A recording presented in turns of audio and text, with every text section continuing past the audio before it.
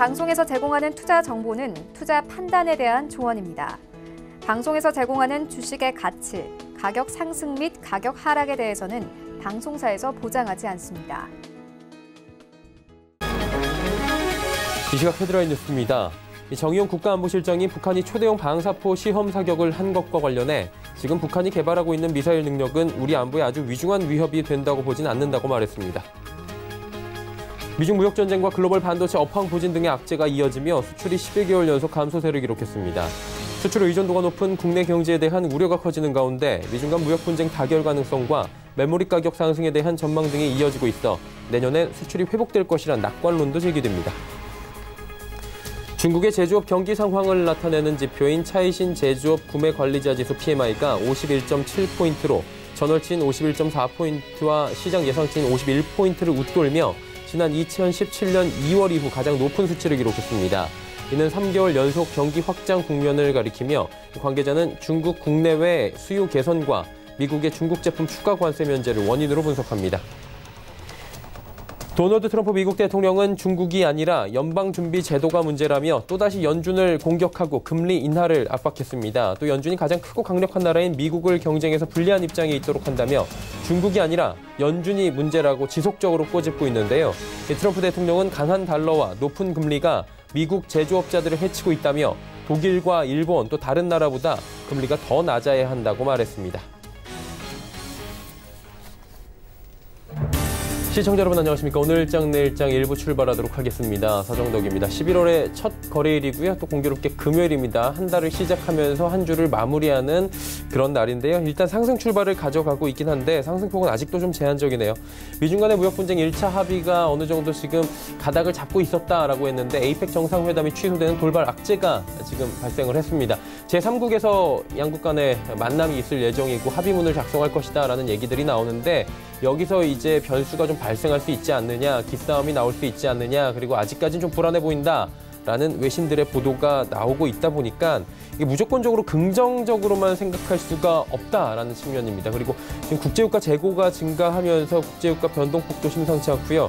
시장에 산적한 이슈가 많이 있습니다. 그리고 오늘 저녁에는 미국 제조업 지표 발표를 앞두고 있는데 이것이 이제 나오면 우리 시장에 다음 주에 반영이 될 텐데 가늠자로 어느 정도 주 초에 반영이 될 것으로 예측이 됩니다. 시총 상위주들 견조한 흐름 보이고 있는데 거래소 쪽은 전체적으로 많이 빠진 종목들이 현대차를 비롯해서 조금씩 올라오고 있고요. 코스닥은 시총 상위주들 역시나 전체적으로 빨간불 보이고 있는데 그동안 많이 빠졌던 5G 관련, 통신 관련주들이 올라와주고 있는 상황이고요. 펜벤다졸 관련 이슈는 오늘도 지속이 되면서 이번 주 내내 지금 이어지고 있는 상황입니다. 시장의 이슈들 어떤 방향성을 가지고 바라봐야 할지 그리고 한 주를 마무리하는 금요일 시장 그리고 한 달을 시작하는 11월 1일의 거래일 어떻게 맞이해야 할지 마무리해야 될지 오늘 장 내일장에서 함께 하시길 바랍니다. 자, 코스피부터 확인해 보도록 하죠. 지수가 2094포인트대입니다. 일단 오늘 2100선을 좀 터치하고 안착하면서 마무리가 되면 어떨까라고 많은 분들이 생각을 하실 것 같습니다. 2100이 참 어렵습니다. 코스피 지수가. 10월에도 결국에 2100 안착을 실패를 한 상황인데 11월 첫 거래일은 어떤 모습일지 끝까지 좀 지켜봐야 될 것 같고요. 다음 살펴보도록 하겠습니다. 보시면 장 초반보다 그래도 많이 올라온 모습이죠. 2082부터 2094포인트대까지 올라와 주었습니다. 수급 보시면 오늘 외국인이 사줍니다. 547억 원, 개인은 84억 원 사고요. 기관이 파는데 기관은 전 주체가 지금 골고루 팔고 있는 사람입니다. 상황입니다. 다음 살펴보도록 하죠. 시총을 보니까 전체적으로 뭐 나쁘진 않죠. 특히 네이버가 어제 컨퍼런스 콜에서 네이버 통장 등 여러 가지 혁신에 관련된 얘기들이 나왔습니다. 어제 급등 나왔고요. 오늘도 흐름 이어갑니다. 참고로 이번 주에 실적 발표가 잘 나왔거나 여러 가지 컨퍼런스 콜에서 좋은 얘기가 나와서 급등한 종목들은 시세가 지금 꺾이질 않고 있는 상황입니다. 대표적으로 아모레퍼시픽, 오리온 이런 종목들을 오늘 들 수가 있을 것 같고요. 삼성전자, SK하이닉스 잘 달립니다. 현대차도 12만 2천원대 드디어 뚫고 올라오는 모습입니다. 6위부터 10위 종목들도 살펴보도록 하죠. 삼성바이오로직스와 셀트리온, 지금 제약바이오주들이 지금 선별적으로 좀 움직이는 분위기고요. 현대모비스, LG화학, 신한지주는 전체적으로 오름세를 가져갑니다. 다음 살펴보도록 하죠. LG생건과 SK텔레콤이 소폭식 조정을 받지만 삼성물산은 오늘도 올라가면서 10만 원 안착하는 모습. 포스코, SK 지금 소폭 또 상승 흐름 가져가면 특히나 삼성물산이 10만 원에 오랜만에 안착하는 모습이 지금 시장에서 보여지고 있네요. 다음 살펴보도록 하죠. 660을 터치를 할지 또 코스닥도 좀 지켜봐야 될 것 같은데 하루간의 흐름 정리합니다. 장중에 사실 661까지 올라가기도 했습니다. 코스닥도 660 안착이 참 힘듭니다. 655에서 660 사이를 계속해서 지금 움직이고 있는데 수급 주체 살펴보도록 하겠습니다. 개인만 삽니다. 기관 외국인 동반 매도고 기관은 연기금만 43억 원 소량 매수에 나선 상황입니다. 시총 상위주들 보시면 좀 어지럽죠. 보시면 셀트리온 관련주들은 오늘 다 빠지고요. HLB가 하락하다가 상승하다가 왔다 갔다 거리고 있습니다. HLB 그래도 주간 상승률로 보면 20%가 넘게 지금 올라와 있는 상황입니다. CJENM, 펄어비스 KMW 올라가는데 KMW가 6만 원부터 지금 5만 원대 초반까지 급격하게 밀려 내려온 뒤에 오늘 또 6% 가까운 급등이 나옵니다. KMW도 주가의 변동폭이 꽤나 큰 모습입니다. 다음 살펴볼까요? 6위부터 10위 종목들인데 스튜디오 드래곤이 오늘 주춤 하다가 결국에 오후 들어서 다시 가네요. 8만 원 부근까지 올라왔습니다. 스튜디오 드래곤 얼마 전까지만 해도 6만 5천 원 부근을 하회하고 있었는데 어느새 주가는 8만 원 부근까지 강하게 올라왔습니다. 헬릭스미스와 휴젤 빠지는 가운데 SK머티리얼즈, 메디톡스 올라갑니다. 다음 살펴보도록 하죠. 메지온이 오늘 20만 원 부근까지 다시 올라오고요. HLB생명과학도 2%의 상승, 파라다이스, 원익 IPS, SFA 빠지는 가운데 오늘 제약바이오 업종 가운데서 셀리버리 같은 종목들은 지금 급등 흐름 가져가고 있고요. 뉴스 플로우에 따라서 호재성 기사에 따라서 재료에 따라서 제약바이오 업종들이 지금 선별적으로 움직이고 있다. 이렇게 보시면 될 것 같습니다. 다음 살펴보도록 하죠.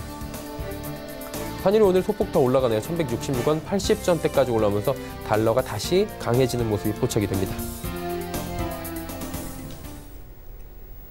금일 본 방송에서 제공해드리는 정보는 투자 판단에 대한 조언일 뿐입니다. 해당 주식의 가치와 수익률 보장해드리지 않는다는 점 참고해 주시길 바랍니다. 시장 이슈 정리합니다. 펠리지 투자 리서치 김민수 대표와 함께합니다. 안녕하세요, 대표님. 네, 안녕하십니까. 미국 쪽 계속 봐야 됩니다. 지금 3분기 GDP 성장률 발표됐는데 그래도 좀 양호한 것 같아요. 이것 때문에 좀 우리 시장도 어느 정도 탄력을 받지 않을까 기대를 했었는데 탄력도 좀 적고요. 어떻게 보면 될지 관련 소식들 좀 전해주시겠습니까? 네, 미국의 3분기 GDP가 발표가 되면서 미국 시장의 여러 가지 내용들도 한 번쯤 찾아봐야 될 걸로 보여지고 있는데요. 일단 수치상으로는 양호합니다. 하지만 소비에 대한 의존도가 상당히 높다는 부분들이 확인되면서 어떻게 보면은 앞으로의 또 미국 시장에 봐야 될 과제가 좀 더 늘었다라는 쪽으로도 해석을 할 수가 있는 걸로 보여지고 있고요. 그래서 미국의 3분기 GDP 성장률을 봤을 때 이번에 1.9% 성장으로 발표를 했습니다. 그래서 예상치 1.6% 대비해서 선전을 했다라고 볼 수 있는 수치고요. 그리고 특히 분기별로 봤었을 때 지난 1분기 때 3%대 성장, 그리고 2분기 때 2%대 성장, 그리고 계속 하향화되고 있는 쪽은 맞다라고 볼 수 있는데 그나마 속도가 생각보다 그렇게 빠르게 하향화되고 있지 않다는데 약간 안도의 한숨은 쉴 수 있는 지표라고 봐야 될 것 같고요. 그렇다고 해서 세부 구성 항목별, 그러니까 즉 GDP를 구성하는 항목을 좀 더 뜯어보면서 말씀드린다고 한다면요. 일단 4가지로 구성됩니다. 첫 번째가 개인 소비, 국내 투자, 그리고 순수출, 정부 지출 이렇게 구성이 되는데 이 GDP 성장률 관련된 기여도를 보게 되면 어떻게 보면 가장 눈에 띄는 게 개인 소비가 2분기째 연속으로 강하게 미국 시장을 주도하고 있다는 관점들이 나오고 있고요. 특히 과거 한 5년 정도 흐름들을 본다고 하더라도 미국 GDP, 특히 미국 경제는 소비가 중요하다는 부분들이 잘 나올 수밖에 없는 게 이처럼 어떤 미국 개인들 소비 중심으로 우려가는 대표적인 국가가 미국이다라는 부분들의 GDP의 구성 요소가 뚜렷이 나온다고 봐야 될 것 같고요. 그런 차원으로 봤을 때 그러면 나머지 부분 같은 경우는 어떻겠느냐라고 바라보게 되면 일단 순수출이나 투자 같은 경우는 계속 부진합니다. 지속적으로 부진한 모습들을 보이면서 특히 수출 관련된 모멘텀은 여전히 지난 5년 동안도 그렇게 썩 좋지 못했던 상황들이고요. 그런 차원으로 봤을 때 그렇게 부정적이라고 하더라도 한 이번 분기, 3분기 때는 많이 어떤 부진한 모습들이 좀 축소가 됐다. 마이너스권이 좀 약화됐다는 관점 쪽에서 바라보고 있는 상황들이고요. 또 하나 눈여겨볼 수 있는 게 정부 지출의 기여도가 상대적으로 축소됐습니다. 지난 1, 2분기 때 대비해서 3분기는 올해 정부 지출이 많이 줄었다라고도 볼 수 있는 상황들인데 이렇게 되면은 미국을 바라보면서 만약에 여기서 GDP 성장률이 둔화가 되거나 좀 경기 침체 흐름들이 나온다. 그러면 정부 지출을 강화시킬 수 있는 카드가 나올 수 있겠다는 쪽도 반대로 해석할 수는 있겠죠. 하지만 물론 미국의 부채 문제 관련돼서 그렇게 녹록지 않은 상황이기 때문에 강력한 재정을 쓰는 경기 부양책에 대해서 기대는 힘들다고 하더라도 상대적으로 구성 요소를 봤었을 때 쓸 수 있는 카드에 대한 여력들은 조금 더 남아있다라는 관점 쪽으로 바라보고 있고요. 그런 차원으로 봤었을 때 또 재고와 고정자산 투자의 추이를 한번 보게 되면요.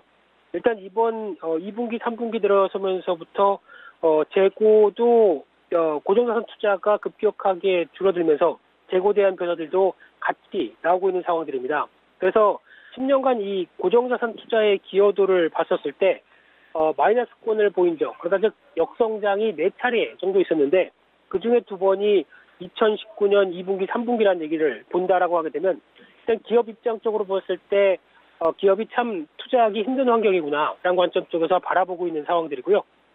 그런 흐름이라고 하게 되면 지금 미국의 현주소가 그대로 나온다고밖에 볼 수 없는 상황들인데 기업은 투자가 위축되고요. 상대적으로 개인들 소비에 의해서 지탱이 되고 있다라는 흐름들 다시 한번 강조가 되고 있는 상황들인데 반대로 얘기 드리게 되면은 만약에 미중 간의 무역 분쟁이 끝나면서 미국도 다시 투자를 해야겠다라는 쪽으로 바뀌게 되면은 미국의 투자에 가장 크게 작용하는 대부분의 흐름을 보게 되면 최근에 IT 기업들, 4차 산업혁명과 관련된 하이테크 기업들이 많습니다. 그러면은 투자가 재개됐었을 때 당연히 그러면은 IT 관련된 쪽에서 어떤 여러 가지 영향력을 행사할 거고요. 그렇게 되면은 그에 따라서 그동안 좀 부진했던 대표적인 반도체 업황 같은 경우도 살아날 수 있다라는 관점으로 봤었을 때 지금 나오는 지표를 가지고 또 해석할 수 있는 부분들은 기업들의 미국도 투자가 살면은 오히려 반도체 업황도 개선될 수 있구나라는 점들도 같이 연결해서 볼 수 있다고 봐야 될 것 같고요. 또 하나 더 보게 되면 그러면 미국의 개인 소비와 관련된 부분들의 어떤 모습들을 가져오는가라고 봤었을 때 일단 미국의 지금 GDP 내 개인 소비 기여도는 지난 2분기부터 급증하기 시작하면서 어느 정도 축을 더 차지를 하고 있다라고 바라보고 있는데 상대적으로 이런 부분들은 미국의 GDP 대비 가계부채가 지난 2016년도 대비해서도 좀 빠르게 떨어지는 모습들이 나오고 있죠. 그러다 보니까 가계부채는 상대적으로 줄고 그에 따라서 소비의 여력들이 조금씩 높아진다라는 관점도 같이 이어간다고 보여지고 있고요. 그런 차원으로 봤었을 때 소득도 보게 되면 일단 월별 개인소득 증가율을 봤었을 때 지금 기조로 보게 되면은 여전히 과거 한 5년 동안의 흐름을 봤었을 때 나쁘지 않다. 즉 양호한 흐름들 쪽으로 플러스권대를 유지를 하고 있다라고 하게 되면 개인들의 지갑도 그렇게 크게 어떤 떨어지지 않았다. 그러니까 즉 여전히 지갑의 여유가 있다라는 관점 쪽에서 소비에 대한 흐름들을 얘기할 수 있을 것 같은데요. 하지만 또 중요한 부분들이 그럼 앞으로 어떻게 되겠느냐라는 관점으로 봤을 때 특히 이제 제조업과 비제조업 PMI 지수의 추이를 보게 되면 약간 걱정되는 게 사실이죠. 특히 지금은 지갑이 두툼하다고 하더라도 만약에 지표들이 이렇게 안 좋게 되기 시작하고 대표적으로 서비스업 PMI 같은 경우가 중요하겠죠. 소비와 연관될 수 있는 또 하나의 지표다 보니까 그쪽의 흐름들이 최근 들어서 그래도 약간 선방하는 모습들은 나오곤 있지만 바닥을 찾으려고 하는 모습들은 나오고 있지만 여기서 정체화되거나 하향이 오래 길어진다라고 하게 되면 아무래도 지금 나오고 있는 소비에 영향을 끼칠 수 있다라고 바라봐야 될 것 같고요. 그러면 개인 소비에 영향을 끼친다라고 하면 당연히 미국의 경제 성장률은 꺾일 수밖에 없습니다. 그런 어떤 연결고리를 바라보시면서 또 하나의 가장 큰 핵은 어떻게 보면 이제 지표와 또 연관이 있는 제조업 쪽, 비제조업 쪽 관련된 지표라고 봐야 되겠죠. 그래서 또 핵심은 미중 간의 무역 협상 관련된 부분들로 돌아가는 게 아닐까 그렇게 봐야 될 것 같습니다. 쇼핑 시즌이잖아요. 뭐 오늘 보니까 핸드폰으로도 여러 가지 지금 푸시들이 오고 있는데 셀페스타 우리도 시작하는 것 같아요. 수혜주 좀 살펴보면 괜찮을 것 같은데 수혜주는 어떻습니까? 일단 연말 글로벌 쇼핑 시즌이라고 한마디로 말씀드릴 수 있을 것 같고요. 대표적으로 중국의 광군제가 이어지면서 매년 11월 10일이죠. 이때 초대형 온라인몰 할인 행사가 이어지는 날이고요. 특히 작년 광군제는 하루 매출액이 거의 우리나라 돈으로 52조 원 가까이 차지했다라고 하게 되면 이에 따른 기대감도 지금부터는 상당히 높아지고 있는 시점이고요. 물론 중국 경제가 성장세가 둔화되다 보니까 우려감도 좀 크고요. 하지만 소비는 여전히 양호하다라는 관점으로 봤을 때 3분기엔 그래도 중국 내 소비가 8% 이상 작년 동기 대비 늘었다라는 수치를 봤었을 때 한번 자본주의의 맛을 보았기 때문에 소비에 대해서는 여전히 아직 그렇게 크게 꺾이지 않는구나라는 관점도 나오고 있고요. 또 하나 두 번째로 미국의 블랙 프라이데이와 크리스마스 시즌까지 연결되는 측면들. 그래서 11월 넷째 주죠. 이때 블랙 프라이데이가 미국에서 이어지다 보니까 이때 미국 소매업의 연간 매출의 20-30%가 집중된다라고 볼 수 있을 것 같고요. 특히 미국 소비자 1인당 평균이 $1,000라고 하게 되면 상당히 돈 많이 쓰는 것 같습니다. 네, 그런 관점 쪽에서 보게 되면 2000년도 이후부터 미국의 4분기 소매 판매액이 나머지 세계 평균 대비해서 거의 10% 가까운 수치까지 늘어난다라고 봤었을 때 소비가 집중되는 시기라고 봐야 되겠죠. 물론 한국도 앵커님 얘기하셨듯이 코세페, 코리아 세일 페스타가 진행이 되는데 한 22일까지 3주 동안 진행되고요. 롯데, 신세계, 현대백화점 이런 쪽으로도 국내 유통업체들이 참여하면서 예전과는 좀 다르다. 예전에는 지난 박근혜 정부 때는 주도가 약간 정부 주도였다라고 하게 되면 지금은 민간이 참여하기 때문에 좀 더 세일 폭이나 여러 가지 어떤 받을 수 있는 혜택이 높은 게 아니냐라고 또 분석을 할 수 있는 흐름들이고요. 그런 측면으로 봤었을 때 국내 모멘텀만 보게 되면 기대감은 높은 건 사실이지만 하지만 아직까지 우리나라의 유통구조상의 문제를 봤을 때 너무 큰 폭의 기대를 할인폭과 함께 수혜를 받을 것이다 라고 기대하기는 힘들다고 봐야 될 것 같고요.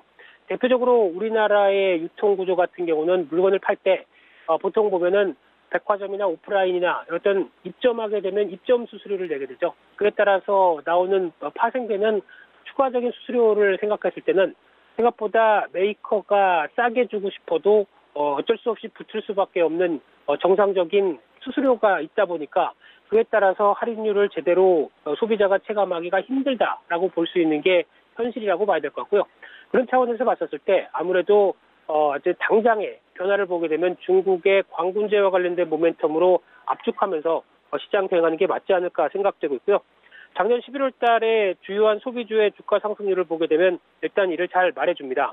그에 따라서 애경산업, 필라코리아, 오리온, 농심 이런 순으로 주가 상승폭도 상당히 컸었는데 그러다 보니까 당연히 지금 또 챙겨봐야 될 게 오늘도 FNF는 신고가를 기록했죠. 그러면서 의류 관련된 섹터라든가 또 실적 잘 발표해서 기대감이 높아지는 아모레퍼시픽 관련된 화장품 쪽 그리고 또 식품 쪽도 의외로 오리온 외국인들 매수세와 함께 강세가 이어가고 있죠. 그 밖에 가전제품에 대한 수요 완구 그리고 또 운송 같은 경우는 어떻게 보면 또 직구 관련된 쪽에 대해서 또 여전히 기대감이 높다는 쪽도 생각할 수 있을 것 같고요. 그 밖에 최근에 업태별 동향을 보게 되면 온라인 쪽이 당연히 오프라인을 압도하면서 상당히 어느 정도 좀 붐을 이루고 있다라고 하게 되면 전자결제 관련된 쪽도 당연히 중요하게 보셔야 될 것 같고요. 따라서 대표주의 실적 동향 같은 경우도 지금 최근의 기조를 보게 되면 그렇게 크게 떨어지지 않는다라는 관점 쪽에서 상대적으로 올해 주가가 그렇게 강하게 올라가지 못했다라고 정리를 하게 되면 일단 단기 성수기에 대한 기대감이 높다라는 관점 쪽에서 어떤 이번에 11월 달에서 12월 달 관련된 종목들이 반등하는 흐름을 노리는 게 좋겠다라고 봐야 될 것 같고요. 하지만 그때 어느 정도 다시 또 차익 실현하고 내년을 보자라는 관점 쪽에서 성수기를 노리는 시각 쪽에 대한 대응으로 바라보셔야 될 것 같고요. 그런 관점 쪽에서 그래도 관심 있는 종목을 본다라고 하게 되면 그나마 상대적으로 좀 상승폭이 그렇게 강하게 나오지 못했던 신세계 인터내셔널 같은 경우 화장품 매출이 80%가 넘다 보니까 이에 따른 변화가 나올 가능성이 높다고 봐야 될 것 같고요.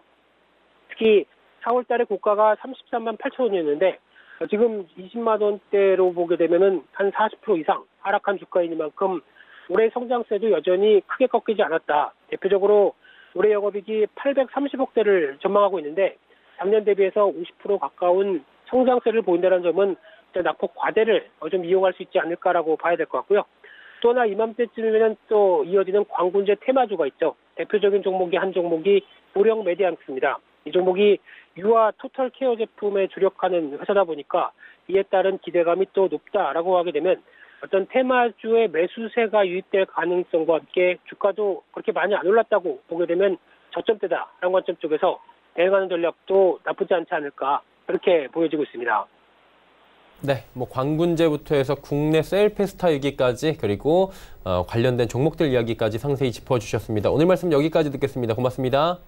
네, 감사합니다. 헬리제 투자앤리서치 김민수 대표와 함께했고요. 이슈 칼럼 바로 이어갑니다.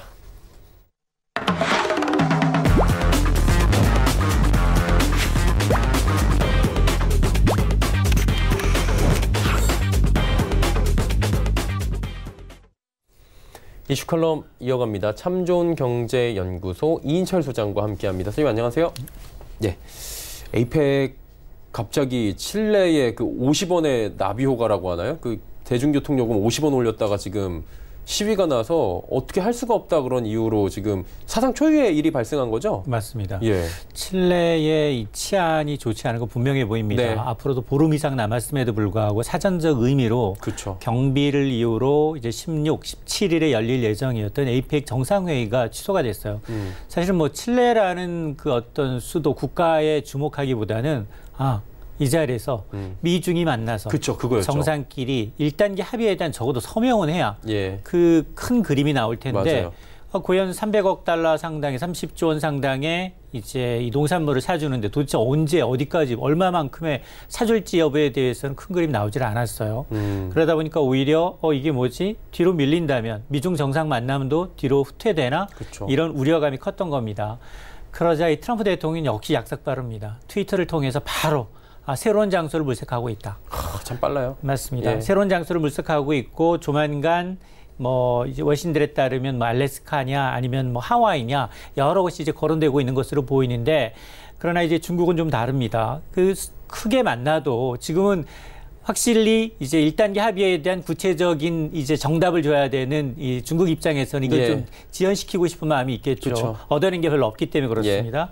그럼에도 불구하고 어쨌든 이 트럼프가 주도하고 있는 미중 협상은 뭐 차이를 기대하고 있지만 어차피 시장의 불확실성이라는 게 그동안은 1차는 끝났고 과연 그 더 심도 높은 단계 2차, 3차로 어떻게 갈 거냐 이 로드맵을 보고 싶었는데 어쨌든 일정만큼은 뒤로 후퇴한 거는 분명해 보입니다. 예.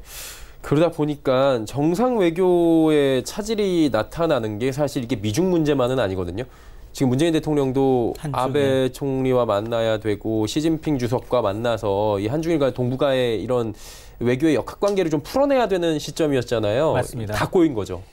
지금 북한이 계속 도발을 해요. 네, 그 어제 또 사이에서 쐈죠. 도발을 하고 네. 있어서 그 대외적으로는 지금 이 한국의 중재자 역할이 굉장히 좀 중요하죠. 위기 국면에 한쪽에 좀 쏠려 있는 게 사실입니다. 그러다 보니까 이런 정상회담을 통해서 한중뿐 아니라 이제 미중 다 만날 수 있죠. 정상과 만나서 이제 실타래를 좀 풀어야 하는데 이게 에이펙 정상회의가 굉장히 좋은 자리입니다. 한꺼번에 여러국 정상을 한 자리에서 만날 수 있고 이제 개별적으로 정상회담을 할 수 있는 자리인데 그러다 보니까 뭐 미중 이 정상의 만남도 틀어졌지만 우리에게는 또 외교적 역할을 할 수 있는 조언을 받을 수 있고 조금은 협조를 받을 수 있는 그런 이제 협상의 어떤 타이밍이 좀 놓칠 수밖에 없는 상황이고요.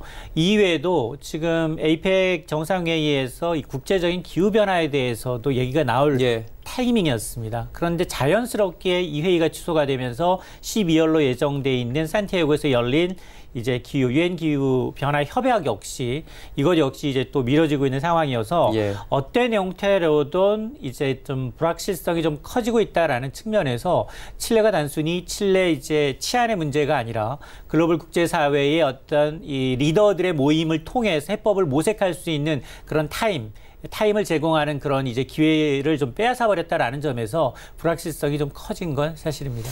첫날은 그냥 단순히 칠레 치안 때문에 그랬습니다라고 시장을 좀 안도시키는 분위기였는데 그 다음 날부터 기사들이 뭐 50원의 나비효과부터 해가지고 지금 이게 심상치 않다라고 얘기를 하고 있는데 일단 이제 미국 쪽 얘기를 조금 더 집중을 해보면 금리 부분이잖아요. 파월 의장이 일단은 기존에 있던 문구를 지난주에 말씀해 주셨던 그 문구를 조금 바꿨어요. 바꾸긴 했는데 그래도 매파적으로는 안 보고 있는 분위기거든요. 일단 그 파웰 의장이 그리고 이제 미국의 금리 인하 속도를 보게 되면 7월 그리고 9월 그리고 10월이에요. 3번 연속이죠. 그렇습니다. 불과 한 서너 달 사이에 이제 세 번 내렸습니다. 0.75%를 낮췄어요. 그럼에도 불구하고 우리보다 높습니다. 연 1.5에서 1.75%이기 때문에 우리보다 높은데 어쨌든 이 파웰 의장의 뉘앙스 그리고 이제 추가적인 인하는 없다. 보험적 성격의 인하는 여기서 충분하다라는 예. 거예요. 물가도 좀 아직은 좀 더디고요. 그리고 또 3분기 경제 성장률을 내다봤더니 예상보다 좋아요. 그렇죠. 그러다 보니까 당연히 이제 이 통화 정책을 운영하는 이제 연준 입장에서는 예. 이제 금리 인상 추가적인 금리 인상은 이 나온 3번의 효과를 좀 보면서 할 수밖에 없는 상황입니다. 그러다 보니까 사실은 금리 인상이 멈춰서 그렇다고 인상을 하는 건 아니에요. 예. 금리가 이제 현재 수준을 굉장히 유지하면서도 이건 두 개의 시그널이 있거든요. 좋은 측면에서 보면 미국 경기가 괜찮다. 그렇지 괜찮다라는 쪽으로 받아들일 수 있는 거고 예. 또 한 측면에서는 이건 뭐지 지금 미국 경기가 더 나빠질 수 있는데 추가로 또 인하를 해서 유동성을 풀어야 되는 거 아니야? 이런 부정적인 시각이 두 개 상존할 수 그쵸. 있는데 어쨌든 이제 파월 의장의 입장은 지금은 이제 보험적 성격의 인하가 끝났기 때문에 예. 뭐 미중 무역 전쟁이며 브렉시트며 이건 좀 차후 지켜볼 문제다라는 데 방점이 찍혀 있고 그러나 트럼프 대통령은 이게 만족이 안 됩니다. 오늘 트위터로 또 뭐라고 맞습니다. 그랬더라고요. 미국과 독일처럼 예. 제로금리처럼 낮춰라라는 겁니다. 계속해서 이제 압박을 하고 있기 때문에 과연 이 결정 물론 연내 지금 미국 FRB는 12월에 한 번 더 이제 남아 있습니다. 예. 통화 정책이 남아 있지만 이번 이제 뉘앙스로 봐서는 금리 동결이 굉장히 유력시되고요. 과연 내년에 어떻게 될 거냐? 근데 세계 경제 전문가들의 이제 경제 전망을 보게 되면 물론 미국에 대해서는 다른 세계에 비해서는 좋게 보는 건 맞습니다. 예. 그럼에도 불구하고 지난해 3% 했었고요. 예. 올해 한 2.4예요. 예. 그럼에도 불구하고 내년 보면 2.1, 2.2% 밑으로 나오는 기관도 있어요.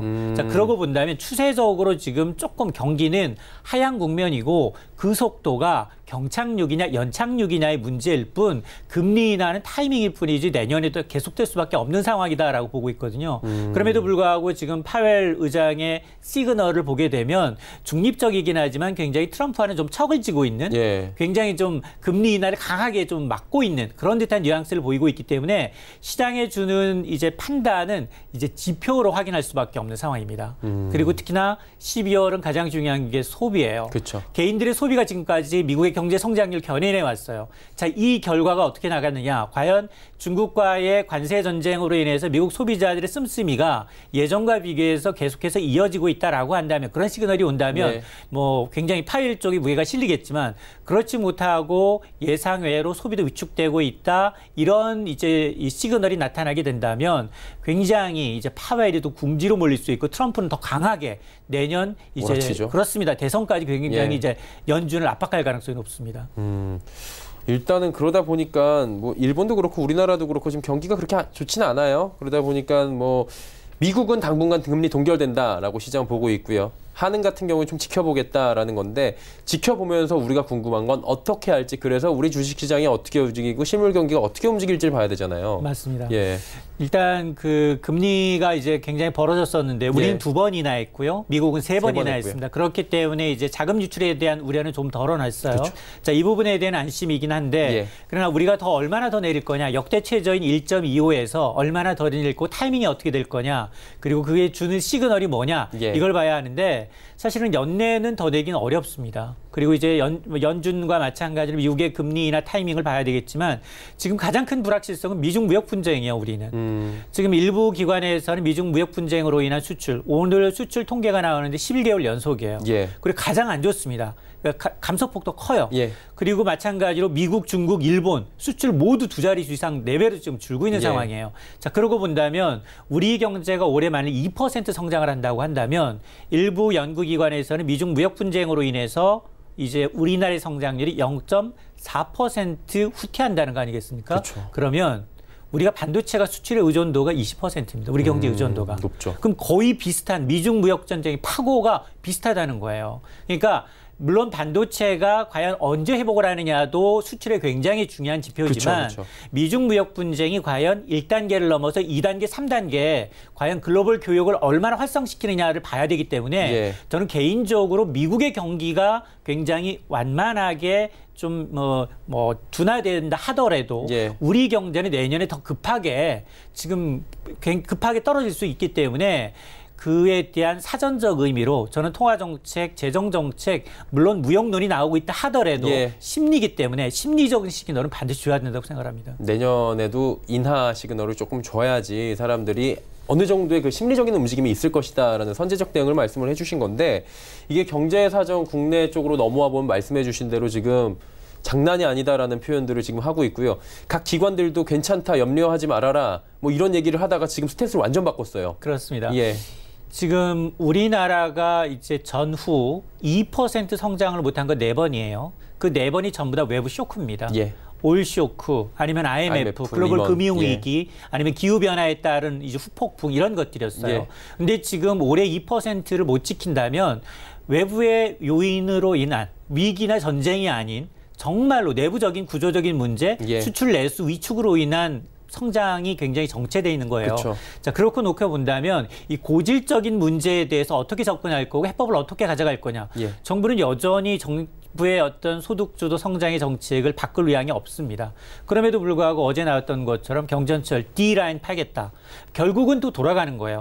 겉으로 나와 있는 표정은 이제 현재 정부 정책 기조를 유지하면서도 속으로는 다시 SOC 건설 부양을 해야 되겠다라는 거예요. 근데 궁극적인 문제는 뭐냐? 소비가 이렇게 위축된 데는 돈을 억제고 있기 때문이에요. 대출 막았기 때문에 소비가 안 됩니다. 부동산 팔고 싶어도 세금 때문에 못 팔아요. 값은 올랐는데 버블은 커졌는데 오히려 버블을 정화시킬 만한 배출구가 없다는 겁니다. 그러다 보니까 올해보다 내년이 더 두려운 이유가 우리가 내수가 시장이 커서 외부의 파고를 넘길 수 있는 그 정도의 내성을 지냈다면 좋은데 그게 안 되고 있다 보니까 지금 소매 판매는 21개월 연속 안 좋습니다.